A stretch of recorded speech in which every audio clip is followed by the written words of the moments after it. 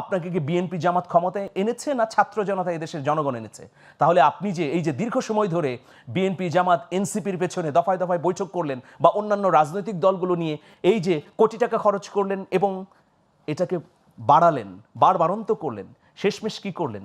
আবার বিভেদের আগুনই উস্কে দিলেন। এই যে ভুলগুলো, এই ভুলগুলো এখন আর বলে কোনো লাভ হবে না, আমরা জানি।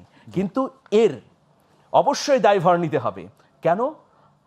এখানে আপনার সম্পদের হিসাব দিতে সমস্যা কোথায়? আমরা তো বিশ্বাস করতে চাই আপনি সততার সঙ্গে 16 মাস দায়িত্ব পালন করেছেন। মানুষ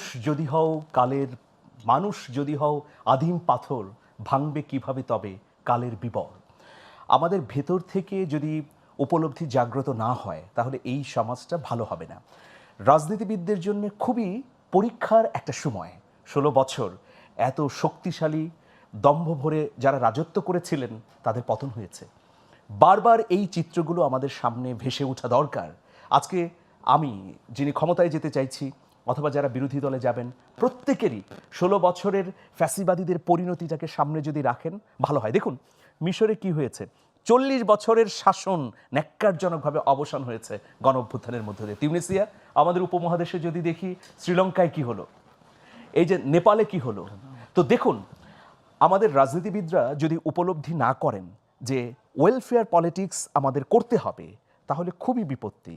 যে কথাটা শরীফুজ্জামান ভাই বললেন যে একটা প্রান্তিক মানুষের কথা আমরা কতটা ভেবেছি, প্রান্তিক একজন আলু চাষি তার কথা ভেবেছি, প্রান্তিক একজন কৃষক অথবা নদীর মাঝি অথবা শ্রমিক তার কথা আমরা ভাবি না। কিন্তু আমরা যখন রাষ্ট্রযন্ত্রে চেপে বসি এবং ক্ষমতার রাজ সিংহাসনে আমরা বসে থাকি তখন তাদের কথা মনে থাকে না। এর আগে আমরা হয়তো অনেক বয়ান দিই, অনেক ধরনের ন্যারেটিভ তৈরি করি, কিন্তু সবচেয়ে বড় বিষয় হচ্ছে যে এই অন্তর্বর্তী সরকারের যারা আছেন তাদের উপর মানুষ অনেক আশা করেছিল।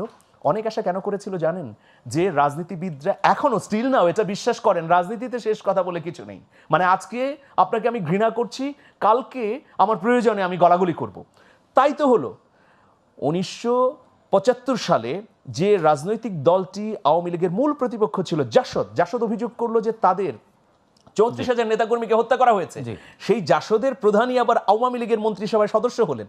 এবং আমরা বিভিন্ন বাঁকে বাঁকে দেখেছি, 90-এর গণঅভ্যুত্থানের পরেও দেখেছি 3 দলীয় জোটের সেই রূপরেখা মেনে চলা হয়নি। যাই হোক, এখন প্রত্যাশা হচ্ছে যে বাংলাদেশের 54 বছরের ইতিহাস আমাদের সামনে আমাদের এই উপমহাদেশের রাষ্ট্রগুলোর গণ অভ্যুত্থান এবং ফ্যাসিস্টদের পরিণতি, এটাকে উপলব্ধি করে রাজনীতিবিদরা যদি শুদ্ধি অভিযান চালান নিজেকে প্রথমে এবং তার দলের মধ্যে, তাহলেই একটা কল্যাণ রাষ্ট্রের দিকে আমরা যেতে পারি।